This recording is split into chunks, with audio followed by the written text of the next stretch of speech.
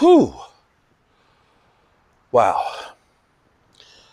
Good evening, friends. Mark Holmes here, and as always, I want to thank you all for watching, commenting, subscribing, and being part of the Jobu Sports Report. Without you guys, this literally, and I mean literally, does not work.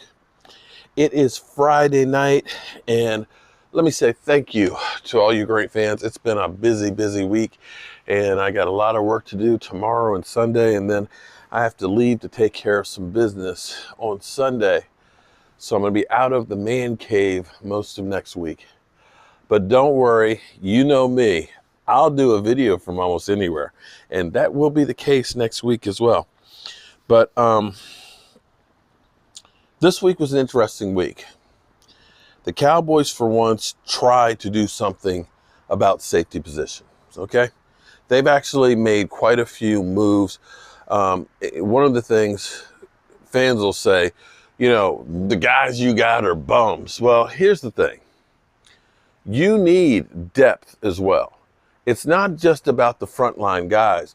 Quite frankly, if we had some really good depth on the team last year to replace when Tyron Smith and things got out, so we weren't going to an undrafted rookie free agent for tackles. You know, when you're going to the second and third level on guys, if you have great backups, it can help your team succeed because, quite frankly, we could have been a playoff team if we had had some quality backups.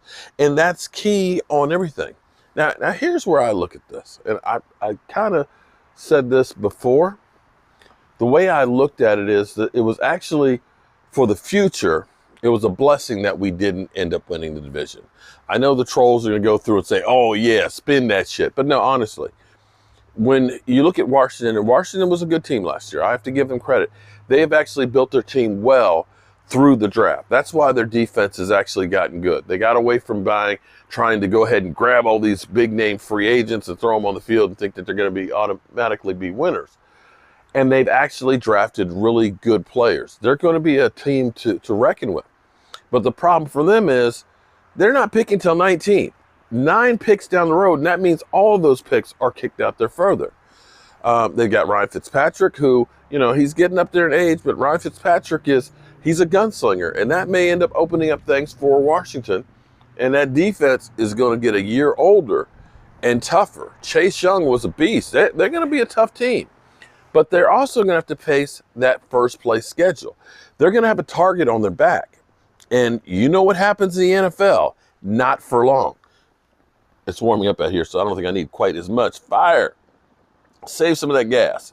Okay, so yes, Washington's a really good team.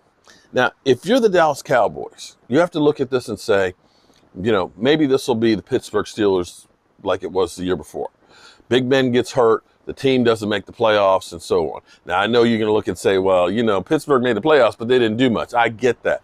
But you saw how the team turned around by getting their quarterback back. And had we had Dak, we probably would have made the playoffs with Dak. I know Dak haters will say, no. Actually, you know, I haven't seen so many Dak haters lately. Where y'all been? Anyway, the offense will be better just because you have Dak Prescott back.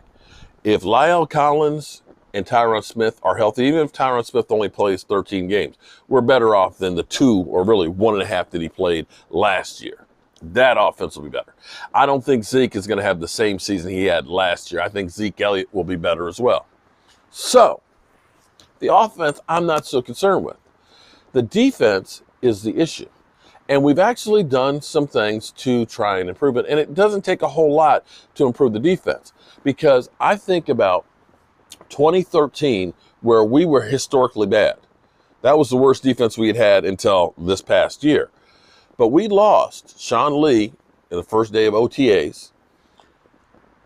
Jason Hatcher had 11.5 sacks. He goes to Washington, got a big fat contract, and didn't do nothing with it.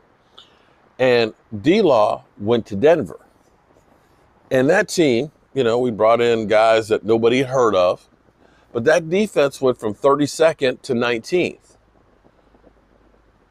And we're second in the league at taking the football away.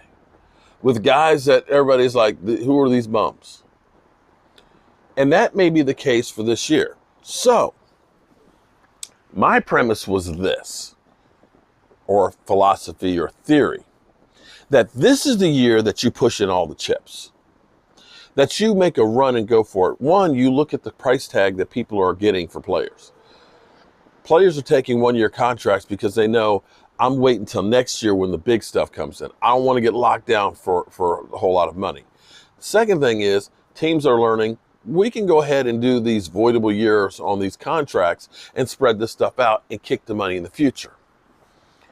If you buy into that, the Cowboys currently have about $9 million of cap space. And I know you say that ain't a whole lot of money, but they can get more easily. Just basically doing the same thing that they did with Dak Prescott's contract. Dak's, you got 2 voidable years. You spread it out. Dak Prescott's only a $22.2 million hit. You can do that with D-Law's contract if you want to, and you can do that with Amari Cooper's and grab yourself $30 million tomorrow.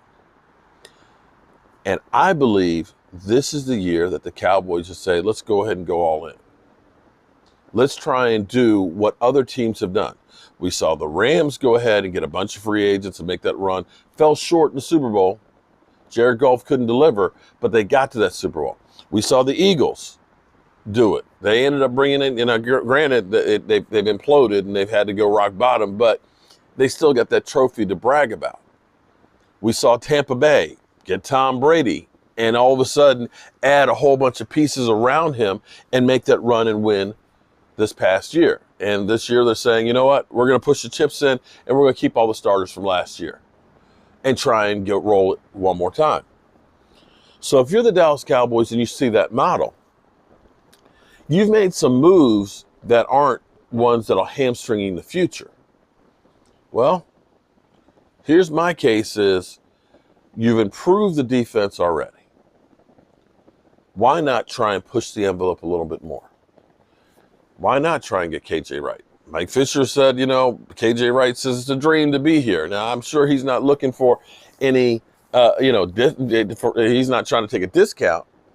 But he's been out there as a free agent for a while now. And if he says he'd like to play for the Cowboys, it might not be a bad idea. And he definitely knows your coach. So hopefully they're kicking the tires on that. Also, too, Jared Reed. That's the one technique. If you put him on the defensive line with KJ Wright, and now that you've gotten DeMontre, if he's healthy, KZ right there, before we even get to the draft, this defense is better than it was. And then if you could add a Patrick Surtain or a J.C. Horn, somebody like that on the defense, you don't have as many holes to plug. And then you have the luxury of saying, okay, what positions can I upgrade here in the draft? And I say, this is the opportunity to push the chips in. Just push them all in there and try and make this run. Because as I look at this, the thing that Dak Prescott has always done in his time of being in the NFC East is own the NFC East. The Giants, they got 2 victories on Dak Prescott his rookie year. It took until Dak was gone for them to get their next. The Eagles, I think the Eagles have got 3 victories. I might be wrong on Dak Prescott in his whole career. That's it. And Washington, I want to say Washington got 1 victory on Dak Prescott-led Dallas Cowboys. If that holds true, and we own the division like we have, think about the rest of the schedule. NFC South. The Saints lose Drew Brees and quite a few different players. That's a tough game, but it's not impossible. You got Tampa Bay, which, you got Tom Brady. That's going to be a tough game.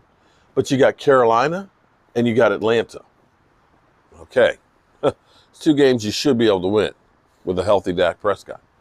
We play the AFC West. The Raiders, sorry, John Gruden screwed that team over. San Diego, Hubert's not bad, but they're not a great team. Denver, come on, man.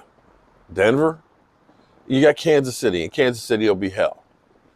You got New England, okay? They've got a lot of free agents and a lot of draft picks, and Bill Belichick. That's a tough one. You got the Cardinals. Well, it could be a tough one. You know, they got some players. They got J.J. Watt. You know, they got Hopkins and stuff. That's a tough game. And who am I missing? Is it the Lions? Maybe the Lions. So you have a favorable schedule. This might be the time to say, you know, Jerry, you're getting up here. You know the salary cap's going to be ballooning up. Why not take a few more risks and bring in a few more players to try and make that push to get over the hump? I think Dak Prescott will be on a mission next year, realizing that, hey, I can't take this for granted. You know, I'm starting my 6th year in the NFL, and time is short. So I need to get my ass in gear. So we'll see what happens the rest of free agency, and we're only 34 days away from the draft, and we're going to have fun during the draft. I can guarantee you that one. That being said, I'm going to take my old ass to bed, get up early in the morning, because I have got to get a lot of those Super Bowl trophies, those Joe Barty trophies done and on to you guys. I will see you first thing in the morning. Peace out. God willing.